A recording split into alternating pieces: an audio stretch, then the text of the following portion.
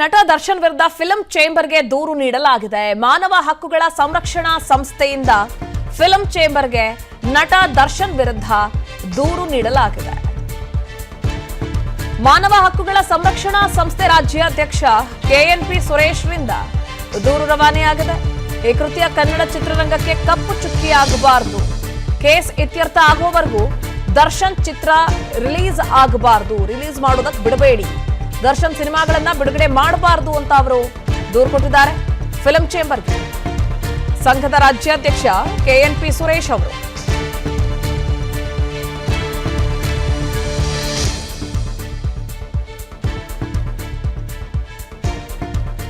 ತನ್ನ ಹುಚ್ಚು ಅಭಿಮಾನಿ ಅಂತ ಹೇಳ್ಕೊಳ್ಳೋ ರೇಣುಕಾ ಸ್ವಾಮಿಯನ್ನ ಕರೆಸಿ ಅಶ್ಲೀಲವಾಗಿ ಮೆಸೇಜ್ ಮಾಡಿದ ದರ್ಶನ್ ಗರ್ಲ್ ಫ್ರೆಂಡ್ಗೆ ಅನ್ನೋ ಕಾರಣಕ್ಕಾಗಿ ಈ ರೀತಿಯಾಗಿ ಆತನನ್ನ ಕೊಲೆನೆ ಮಾಡಾಕಿರುವಂತಹ ನಟನ ಸಿನಿಮಾಗಳನ್ನ ರಿಲೀಸ್ ಮಾಡೋದು ಬೇಡ ಅಂತ ಆಗ್ರಹಿಸ್ತಾ ಇದ್ದಾರೆ.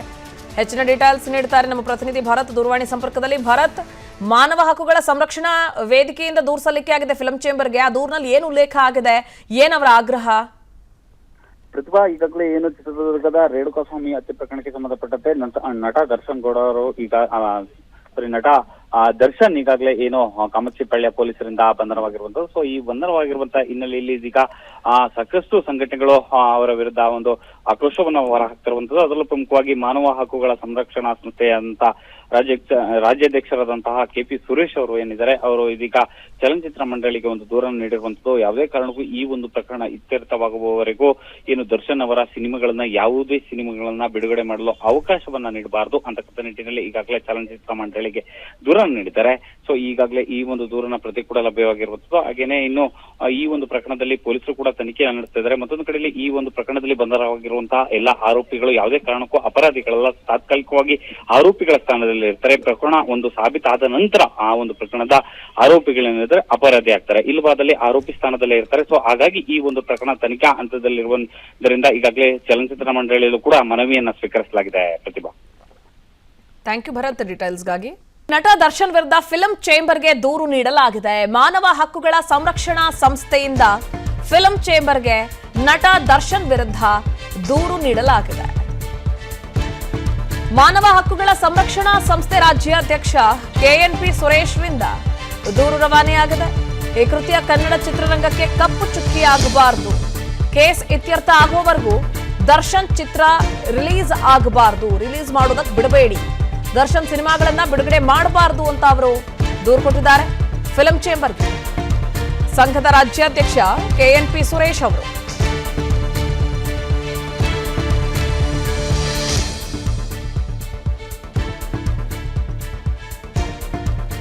ತನ್ನ ಹುಚ್ಚು ಅಭಿಮಾನಿ ಅಂತ ಹೇಳ್ಕೊಳ್ಳೋ ರೇಣುಕಾ ಸ್ವಾಮಿಯನ್ನ ಕರೆಸಿ ಅಶ್ಲೀಲವಾಗಿ ಮೆಸೇಜ್ ಮಾಡಿದ ದರ್ಶನ್ ಗರ್ಲ್ ಫ್ರೆಂಡ್ಗೆ ಅನ್ನೋ ಕಾರಣಕ್ಕಾಗಿ ಈ ರೀತಿಯಾಗಿ ಆತನನ್ನ ಕೊಲೆನೆ ಮಾಡಾಕಿರುವಂತಹ ನಟನ ಸಿನಿಮಾಗಳನ್ನ ರಿಲೀಸ್ ಮಾಡೋದು ಬೇಡ ಅಂತ ಆಗ್ರಹಿಸ್ತಾ ಇದ್ದಾರೆ.